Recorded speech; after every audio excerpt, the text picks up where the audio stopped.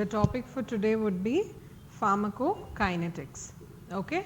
See, pharmacology as such is divided into two main branches, pharmacokinetics and pharmacodynamics.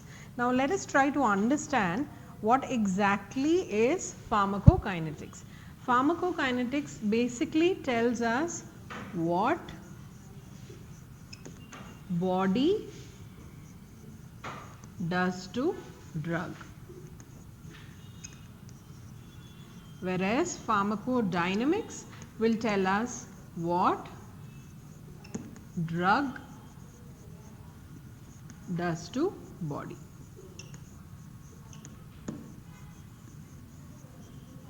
The easiest way to remember this is, see, D for dynamic, D for drug does to body, and pharmacokinetics is the other way around, that is what body does to drug.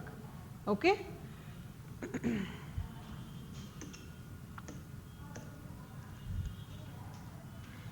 This pharmacokinetics, or in short I would say PK, is divided into four main sections. You have absorption, distribution,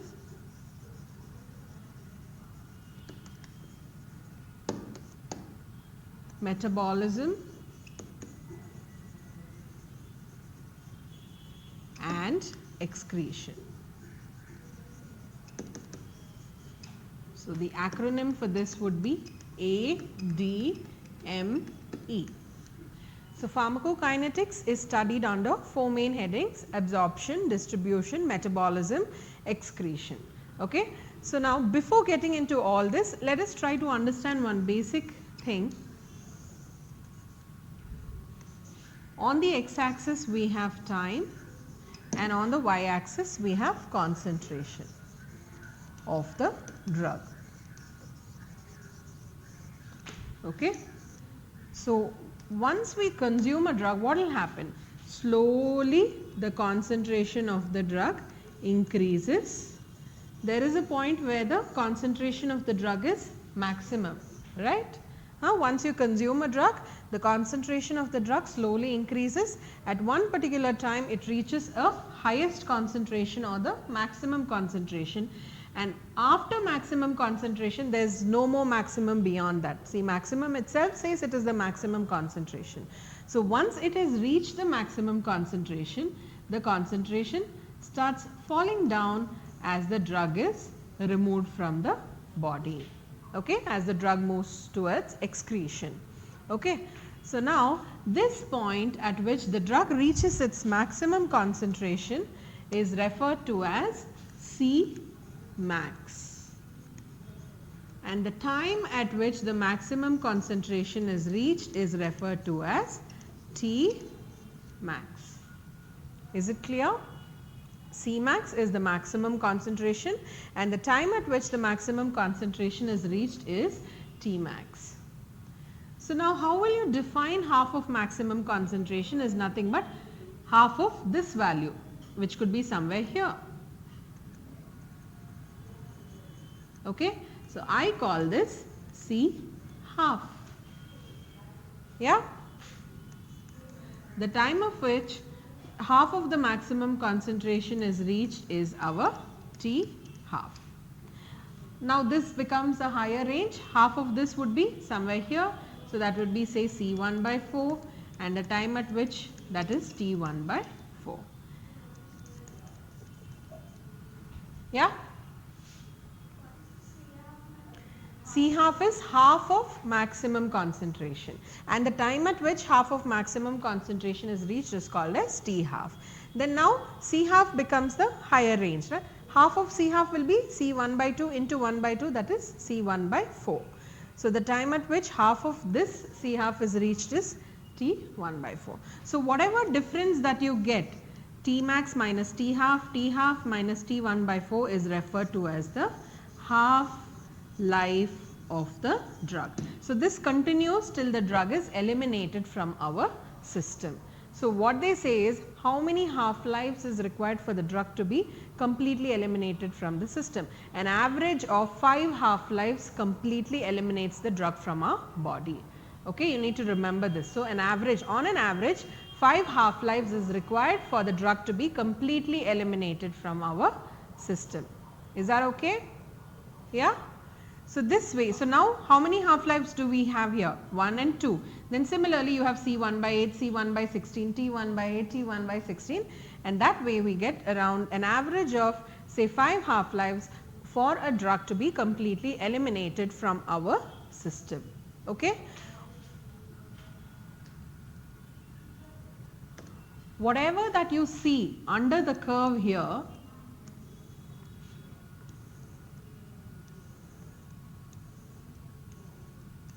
is our area under curve, also known as AUC. It basically tells us for how long the drug is present in our body. Yeah. So, the area that is present inside the curve is our area under curve, which basically determines for how long the drug is present in our system. Okay. So, through this you should be able to understand what is Cmax, what is C half, what is T max, what is T half, what is a half life, and what do you understand by area under curve. Is that clear, Pooja? Yes. Yeah.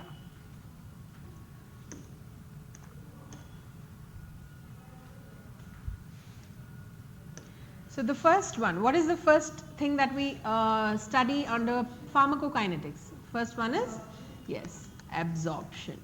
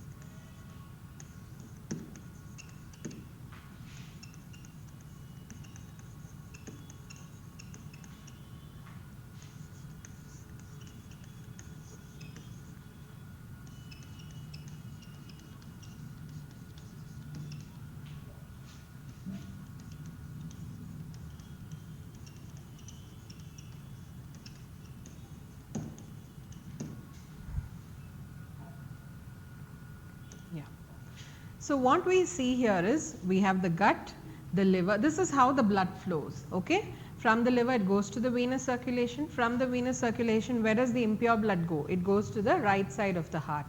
And then from the heart it goes to the lungs where it gets purified. From the lungs it gets into the left side of the heart, and from the left side of the heart it gets into the arterial circulation from where the pure blood is circulated. And your drug is the medium for carrying your drug is your blood, right? So, now let us assume the first route of administration as our oral route. Suppose we take a tablet, okay, oral route. So, what we see here is through the oral route,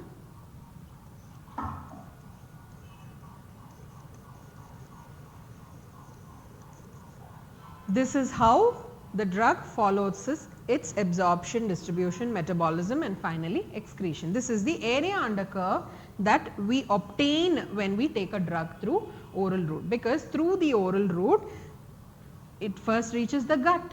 From the gut it gets into the liver, from the liver venous circulation, from venous circulation to the right side of the heart, to the lungs, to the left side of the heart, to arterial circulation.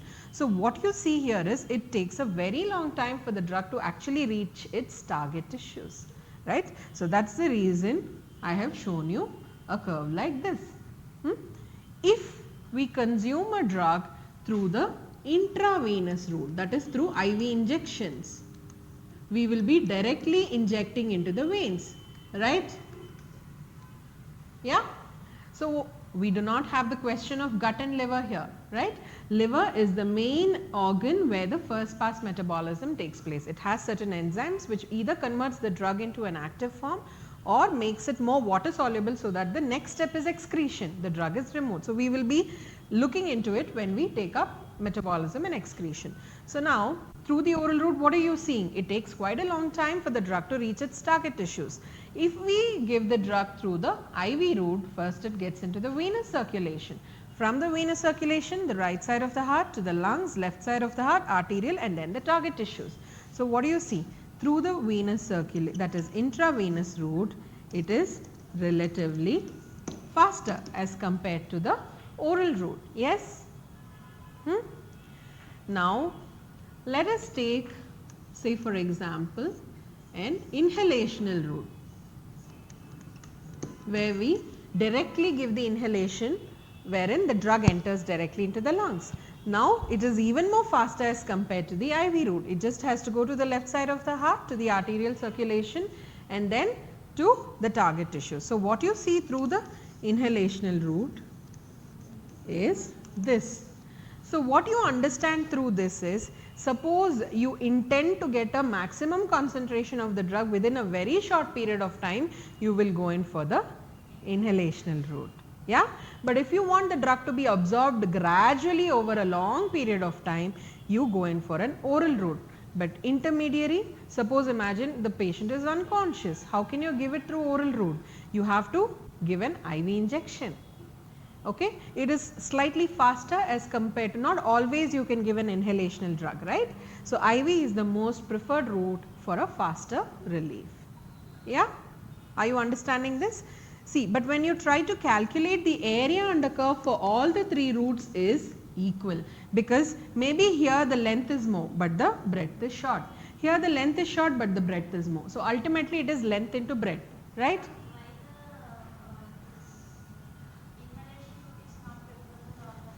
See, only for general anesthesia, because your drug is reaching maximum concentration in a shot. Okay. We cannot afford to do that with all the drugs. Certain drugs have to be absorbed gradually. Certain drugs might require, a little faster as compared to the oral route. So, that is the reason we cannot. So, depending upon the drug and depending upon what is the effect we want to, okay, what is the desired effect that you want out of the drug, you go about choosing the routes. So, is this clear? This is how a drug gets absorbed in our body. Is it clear? Any doubts you have? What about you, Pooja? Any doubts? Yeah. No. Yeah. So, let us move on to the next one. What is the next one? Yes, distribution.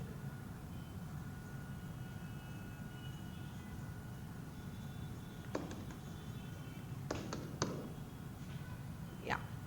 So, let us assume our body is made up of 5 major compartments.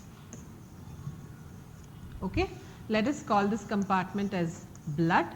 Let us call this compartment as extracellular fluid, intracellular fluid, the fat compartment, and finally you have the others. Others like your fetal cavity, then you have the peritoneal cavity. Yeah. Okay. So, let us just assume that our body is made up of 5 major compartments. So, here we are just going to look into how the drug, once absorbed, how it gets distributed to various compartments. Okay.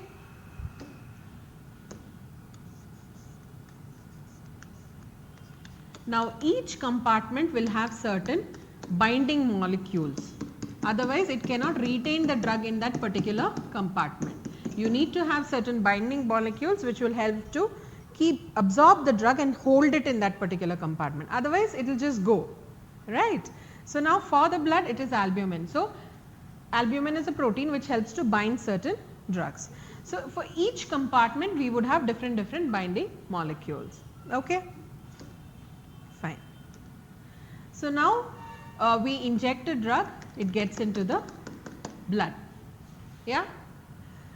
Albumin helps to retain certain drugs, certain amount of drug. Yeah.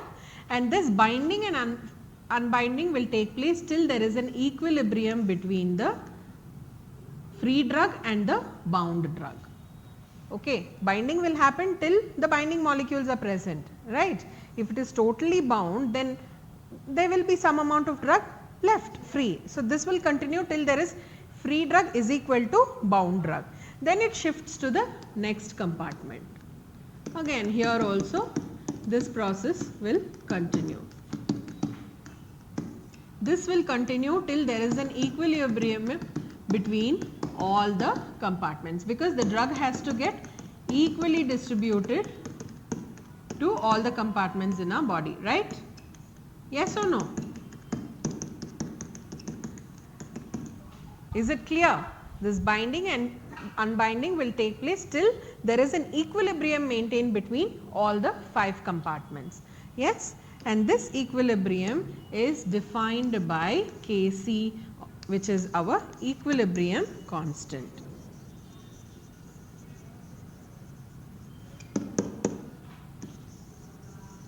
Now, this Kc again is dependent upon the various factors like say pH of the compartment, whether it is an acidic compartment or a basic compartment. pH,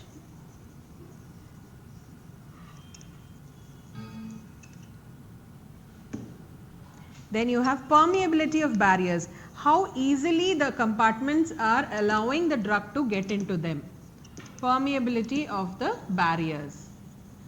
Certain drugs might not get an entry into certain compartment. Yeah? And how well the binding molecules are able to hold the drug, the binding capacity. Okay, these are the various factors that determine the equilibrium constant, that is denoted by Kc. Okay, is that fine?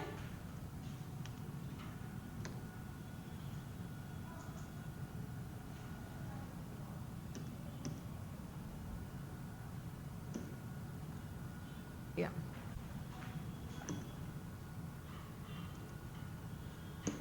There is a formula that you have to by heart in this, that is volume of distribution.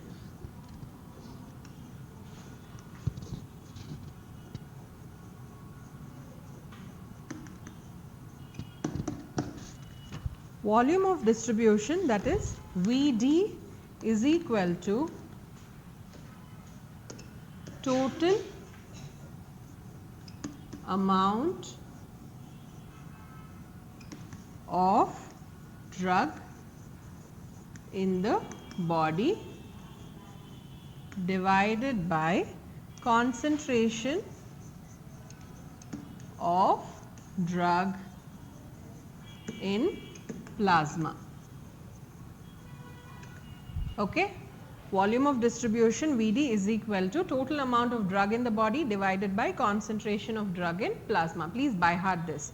Okay. Now, let me give you an example.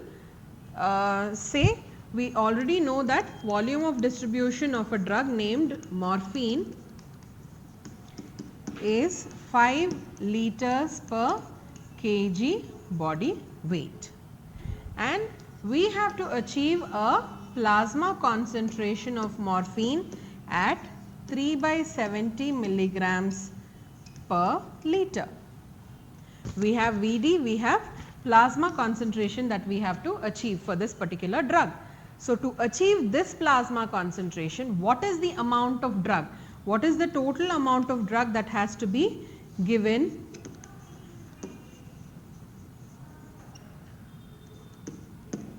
to this particular individual. So, how much is it? What do you think is the formula for this? Total amount of drug that has to be given to an individual to get a plasma concentration of 3/70 milligrams per liter. What is it? Vd into total amount of drug becomes Vd into concentration, right? Vd into concentration. So, try substituting the values. What is Vd? 5 liters per kg body weight into 3/70 milligrams per liter. Yeah? Is that clear? Is the calculation clear? So, what do we do here? Liter gets cancelled. So, nothing else could get cancelled here. So, that becomes 15/70 milligrams per kg body weight. You cannot have an individual who is 1 kg, right? So, let us calculate it for a 70 kg, on an average 70 kg patient. Okay? So, for 1 kg it is 15/70 milligrams. For 70 kg it will be into 70. So, this will be 15 milligrams of morphine is what has to be given to a 70 kg patient to get a plasma concentration of 3/70 milligrams per liter. Do you have any doubts with this? 15/70 milligrams per kg body weight. That means for a 1 kg patient 15/70 milligrams has to be given. For a 70 kg patient, kg is denominator, kg is there in the numerator. So, those two get cancelled. So, it will be 70 gets cancelled. Yeah. So, 15 milligrams of morphine has to be given to a 70 kg individual to get a plasma concentration of morphine at 3/70. Huh?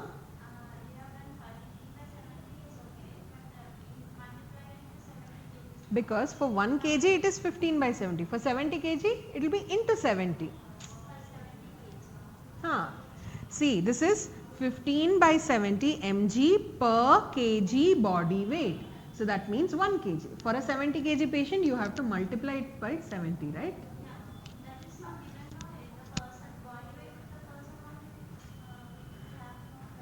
Yes. It is not given, I am just telling you. Okay, if it is 50 kg, then again you have to do your calculation. Got it? On an average, I am just telling so that it becomes easy for us to calculate. I said that. Yeah? Huh? So, this is how it is. Pooja, any doubts you have? Yeah. Okay. So, what is the next one? Is it clear till here? Any doubts you have? Absorption, distribution, volume of distribution, area under curve. Any doubts? Sure? Okay. Let us move on to the next one. What is that? AD, what's M? M stands for metabolism. As I told you, metabolism basically happens in our liver, okay?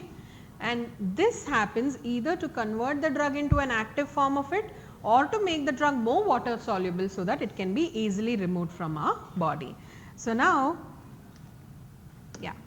there is a very important enzyme that plays a very important role in this metabolism, cytochrome P450. Okay. There are two phases of reaction. In the first phase, a hydroxyl group gets added. In the second phase, a glucuronic acid gets added. Okay. Two phases. So, let us assume a drug like this. Okay. This is a drug.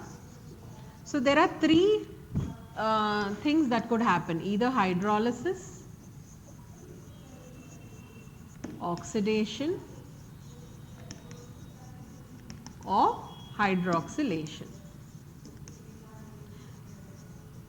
Hydrolysis is you lyse a water, hydroxylation is when you add an OH group. Yes? Yeah? So, now the first thing,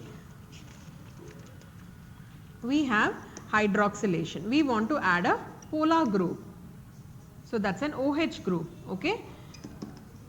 So, now through the process of hydroxylation, the cytochrome P450 will catalyze this reaction and add an OH. Yeah.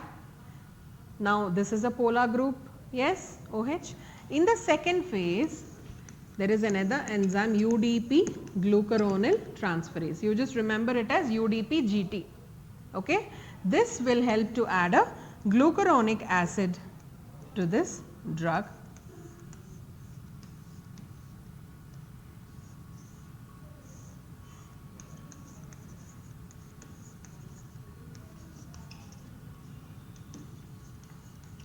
What do you see here?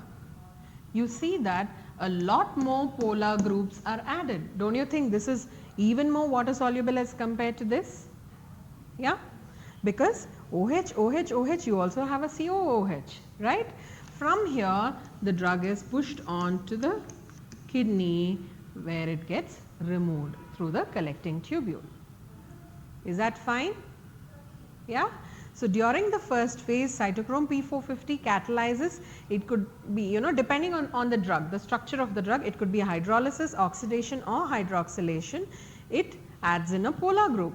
During the second phase UDP-GT or UDP glucuronyl transferase will catalyze the reaction and add up a glucuronic acid to this, thereby adding even more polar groups, hence making the drug even water soluble, which would then push on the drug to the kidneys from where it is excreted or eliminated.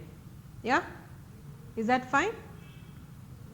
I will give you an example with a drug. You do not have to by heart the formula of the drug. This is just for you to understand what it is. Okay. Aspirin, I am sure all of you know what is aspirin. Okay. Aspirin as such is not an active drug.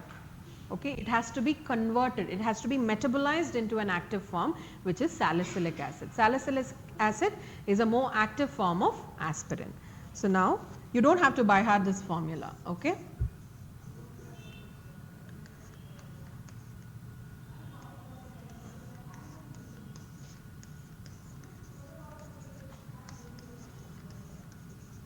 This is aspirin. The first phase is catalyzed by which enzyme? Cytochrome P450. Here the process is cleavage, that is hydrolysis. Hydrolysis will remove a water molecule, yes. So, now this makes it this way.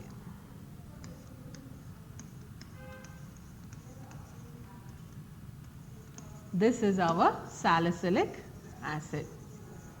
Salicylic acid is the active form of aspirin. Okay.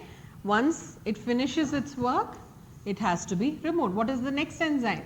UDP-GT, which helps to add in a glucuronic acid to this. Yes?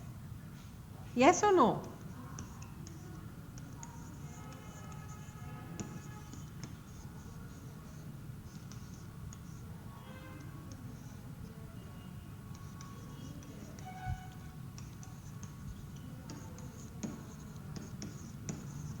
So, the second phase is catalyzed by UDP-GT, which adds up a glucuronic acid to this salicylic acid. Now, what do you see here? Again, you have a lot more polar groups, which eventually then pushes the drug onto the kidneys from where the drug is removed. Is this clear? You do not really have to by heart this. Okay? If you can remember the basic thing that I showed you, drug, that H thing, and then hydroxylation wherein an OH is added, and then the second phase wherein a glucuronic acid is added. Well and good. Yeah? Okay? Is that clear? Cytochrome T is hydrolyzing or hydroxylating? In the first thing that I showed you, that is the common reaction, it was hydroxylation wherein it was adding an OH group. Here it is hydrolysis where there is a cleavage of water molecule. Yeah? Lysis of water. So, that is what I said, depending upon what drug it is, depending upon the structure of the drug, either oxidation could take place, hydroxylation could take place, or hydrolysis could take place, and for every 3 reaction it is cytochrome P450 which actually catalyzes the first phase of the reaction. Is that clear? Yeah. Yes, depending upon what kind of drug it is, what is the structure of the drug. So, let us move on to the last section. Yeah, what is that? Excretion.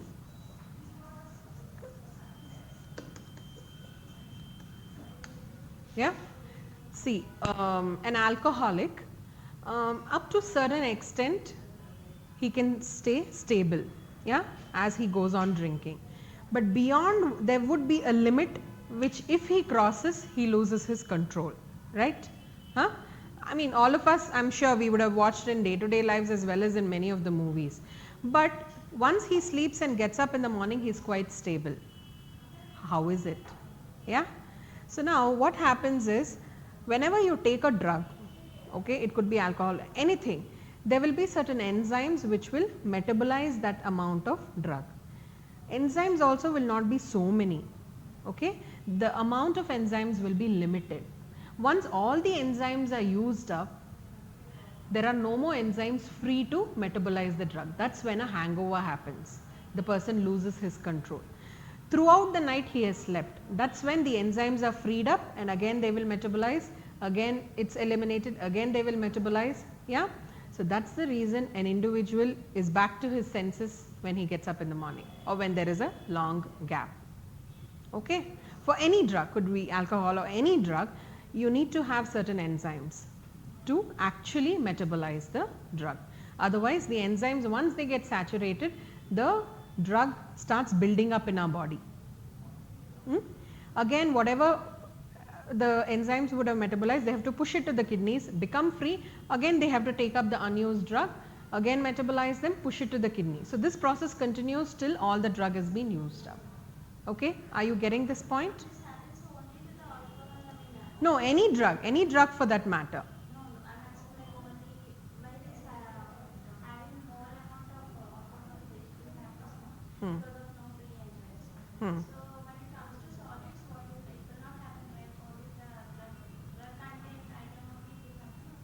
See, solids in the sense, what are you talking about? The food, the regular food? See, pharmacokinetics is all about drugs. Yeah, food is a different thing. See, you eat a lot, okay? Till you eliminate that amount of food, you are not able to take in any more food, right? Correct? Yes or no? Because it has to get digested, it has to be removed, and only then you can take in the next part of food, right? So that's how it is.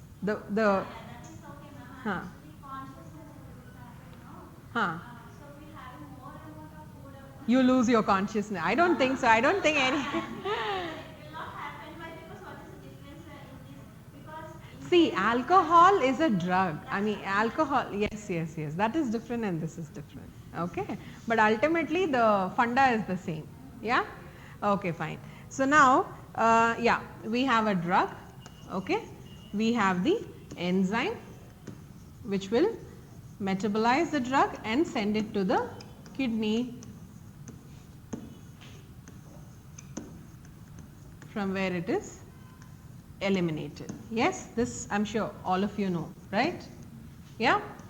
So, once all the enzyme is used up, again the drug starts building.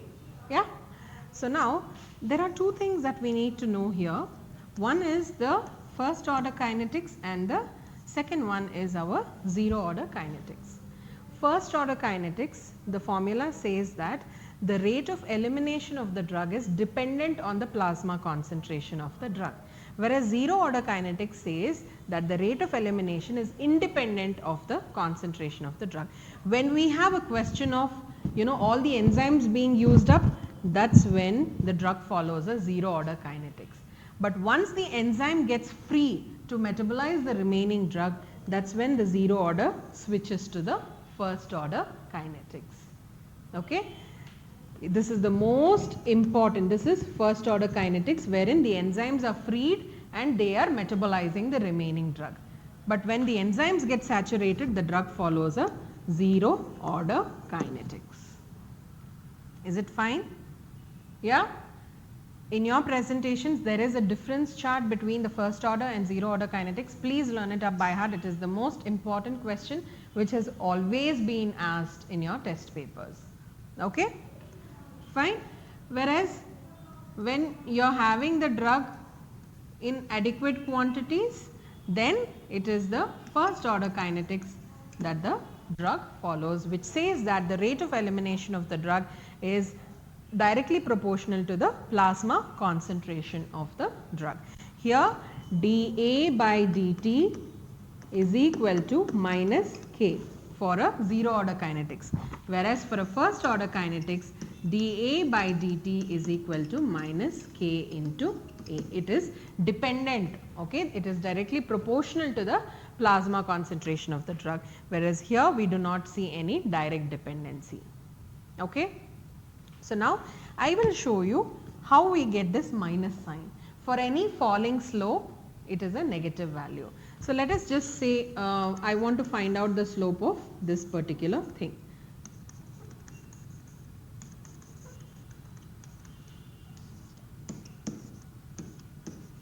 Okay. So, now I want to find out the slope of this. So, now what is my x value here for this? 1. Excuse me. What is my y value? 2. Yes? Call it x1, y1. Now, what is my x value here? 2. What is my y value? 1. Call it x2, y2. Now, what is delta y by delta x? Is equal to y2 minus y1 divided by x2 minus x1. Yes? Mathematics. Delta y by delta x. This is a formula. Huh? See, I want to find out the slope of this particular graph. Okay? I will give the values. Till I have given the values, have you understood? Huh?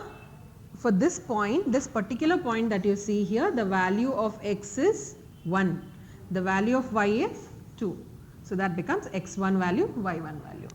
Here for this point, the value of x is 2. The value of y is 1. x2, y2. When you want to find out this, the formula is delta y by delta x is equal to delta y is given by y2 minus y1, delta x is given by x2 minus x1. So, now what is our y2 value? 1. What is our y1 value? 2. What is x2? What is x1? What is this? 1 minus 2 is minus 1 by 1, which is equal to minus 1. This I just showed you just for you to understand why we have a negative value here, minus. For a falling slope, the value is negative. Yeah? Fine? And another way to remember this formula is zero order kinetics minus k into a raised to 0. Anything raised to 0 is what? It's not 0. Anything raised to 0 is 1. Yes? Anything raised to 0, integers, yes? So, that is minus k. Whereas, first order kinetics, anything raised to 1 is the same thing. Yeah? Is it clear? This is another way to remember the formulas. A raised to 0 is 1, so minus k. A raised to 1 is a, so minus k into a. Yeah? Fine? Yeah. Is it clear, Pooja? Any doubts? Yeah. Fine. Have you noted this down?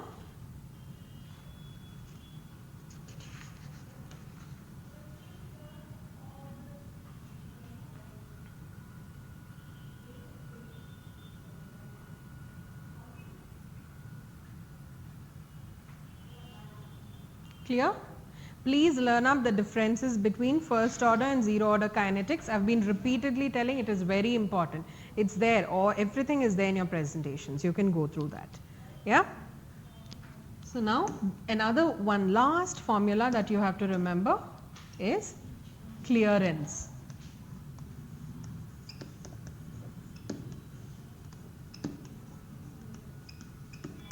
Is given by concentration of drug in urine into volume of urine divided by concentration of drug in plasma.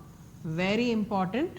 Okay. Clearance of any drug is given by Cu, that is concentration of drug in urine, into Vu, volume of urine, by concentration of drug in plasma, Cu, Vu and Cp. Concentration of drug in urine. VU is volume of urine and Cp is concentration of drug in plasma. Okay. So, two formulas that you learnt here. One is volume of distribution, which is given by total amount of drug in the body divided by concentration of drug in plasma, and clearance, which is given by concentration of drug in urine into volume of urine divided by concentration of drug in plasma. Is it clear? Any doubts with pharmacokinetics? What are the four main things that we learnt here? Distribution and excretion. Okay. And which is the fastest route of absorption that we have seen? Inhalational route. Okay. What is the drug? What is the route that undergoes first pass metabolism? Where does the first pass metabolism happen?